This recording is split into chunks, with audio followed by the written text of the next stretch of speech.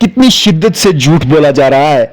जो भी चैनल इस समय चलाया जा रहा है, चैनल पे पूरी तरीके से झूठ फैलाया जा रहा है कि कश्मीर में जब आतंकवादियों ने हमला किया, नाम पूछने के बाद जो हिंदू था उसे मारा, मुसलमान को छोड़ दिया। पूरी तरीके से झूठ है। एक सैलानी है, वो इस हवाले से क्या कह रही हैं, ये सुनते हैं।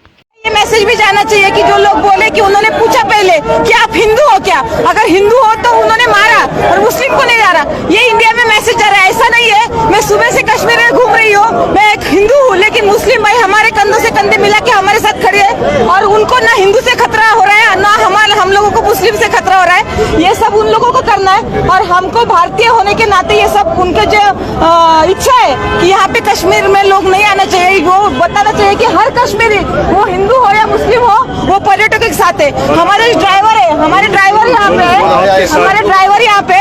जब ये हो गया तो हम डर गए क्योंकि घर से फोन आने लगे। यहाँ पे तो हमारा फोन भी नहीं लगता, यहाँ पे अलग सिम कार्ड लेना पड़ता है पोस्टपेड, तो घर वाले पैनिक हो रहे थे। तो भाई ने हमें बोला कि एक बार हम हमारी जान दे देंगे लेकिन आपके जान को कुछ खतरा नहीं होने देंगे। ये भाईचारा है, ये इंडिया का, भारत का भाईचारा आबाद रहना चाहिए, भारत अखंड रहना चाहिए, ऐसा हमें लगता है। आवाज दो, आवाज दो, खाली को कोई जात धर्म नहीं रहता और पर्यटकों को भी कोई जात धर्म नहीं रहता।